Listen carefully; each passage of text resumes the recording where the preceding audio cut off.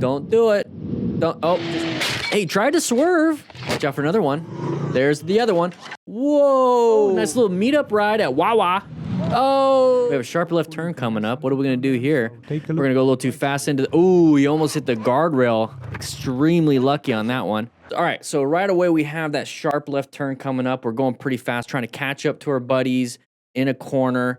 So this is one of the big problems when we're riding with a bunch of friends. Maybe they're a little bit faster than us, but we're trying to catch up. And then all of a sudden we caught up to them and we have a corner, but we're not set up for the corner pretty well because we didn't plan our ride very well. We didn't locate that the corner is the hazardous situation. Corners, intersections, we'll talk more about that. So he's speeding up. Now he's not prepped for the turn. So we go, oh crap, oh crap, oh crap. And we basically just commit to going off road when we could have just committed with target fixation to the left. You want to target fixate on the solution, not the problem. Okay. So had a nice little crash, but he almost hits the guardrail, which would have been way worse. So he actually did a nice little escape path to the dirt. So not too bad. All right, big mob ride, having some fun. Wheelie, wheelie, wheelie. Okay, don't loop it. Don't do it.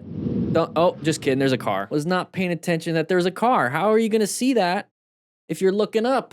You got to look forward. We saw the car. We did a little head check. We're going to move out of the way. What is this guy doing, though? Oh, jeez.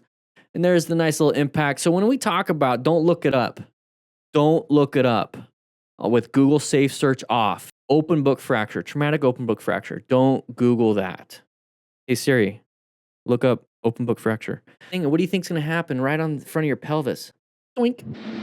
All right, nice little tight turn. Okay, we had to use 2 lanes because we don't know how to go in the first available lane. Oh, geez. Here comes the car. Extended warranty. Hey, tried to swerve. Didn't work out, though. Right here, we're accelerating. We're looking down. We have 0.9 miles to go, it looks like.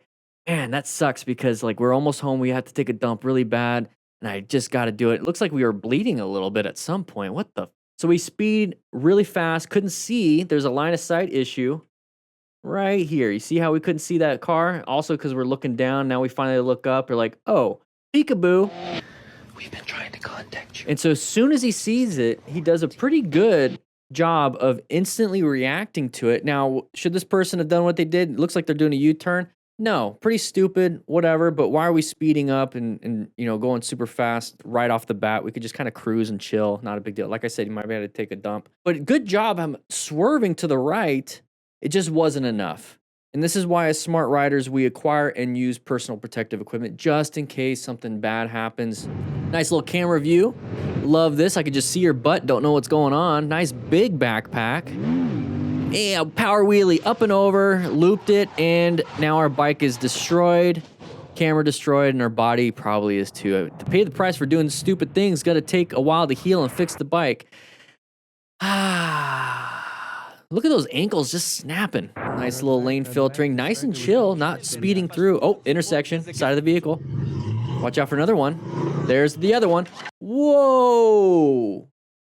What the? This dude straight up hit the car first. Look at that. It hits the car first. We are just in a terribly unlucky position. That sucks. Stupid car driver. Nothing he could have done. All right, cruising. Yeah, just Gus. Here we go. Side of the vehicle right there. Guys, we talk about that very specific. Oh, good job. High five, dude. High five. Okay, you do whatever you want, but you go ahead and grab a seat, have a slice of pizza, just Gus. That was actually really good. We're going to go over that real quick here. So what I was pointing out is that we have a side of the vehicle coming out. Let's go ahead and get to that right there. There's that side of the vehicle. Now it's already out past 2 lanes, but you can see the side of the vehicle when it was coming out of the intersection, the parking lot. And that's going to indicate that that it's an intersection. So when we talk about the plan method here, we're locating hazardous situations. Intersections and corners are hazardous situations. Assess if it's a relevant threat. If that dude is going straight across, you can tell he's not even turning the first available lane or second available lane. So he becomes an active threat once he starts coming into our lane. And at this point, he looks like he's coming into our lane.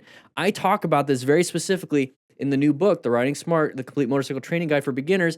And this is chapter 6 when we talk about the plan method, okay? And let's get to chapter 6. Chapter 6, the plan method. where we're actually applying this in a neighborhood, and I'm showing you all these different patterns. So if you want to check it out, links in the description for it. There's a digital version. You get a PowerPoint, a bunch of other stuff, and cones if you really want cones, because chapter 8 and 9, you're going to need some cones. But we talk about this, okay? 10% off in the description. Right here, great job, because part of the book is I teach you how to swerve too and recognize these hazards. And on top of it, he's doing it on concrete, and it's wet. So good job trusting your tires. Good job trusting your skills. Good job seeing this ahead of time. He sees this ahead of time. He starts here. He starts here. So now he's going to be like, I'm just going to go in here. Still not good enough. So don't be scared of crossing that double yellow if you have an escape path. That's what I teach in the book too. So good job with the escape path. Threaded that needle. That dude should not have done that. Should have at least looked. But we did what we did. We were able to get through it. So now we're crossed over into the opposite lane of traffic. We must get back over to our lane of traffic.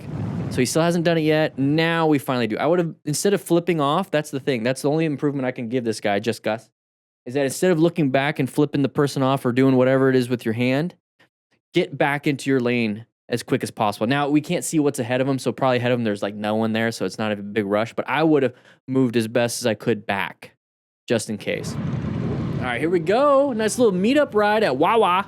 Oh, I teach that in chapter 2 and 3, how not to whiskey throttle. That was a straight up beginner move. Come on, guys, get the book. If you're a brand new rider, you don't know how to ride, from absolutely zero to nothing to riding and actually practicing your endorsement test, I teach you all that stuff right here. So you dump the clutch. Dump the clutch, let it go. Okay, gave it a little bit too much. This is a Honda Rebel 1100, so maybe it's probably the DCT. Who knows if it's the automatic one, and there is no clutch. But if it was, this is what it looks like. She dumped the clutch with giving it some throttle, jerked forward, oop, dropped the bike. Honda Rebel 500, 300, 1100, really low seat height, great for short people like me. So great bike. I have a Rebel 500, just so I can teach you guys.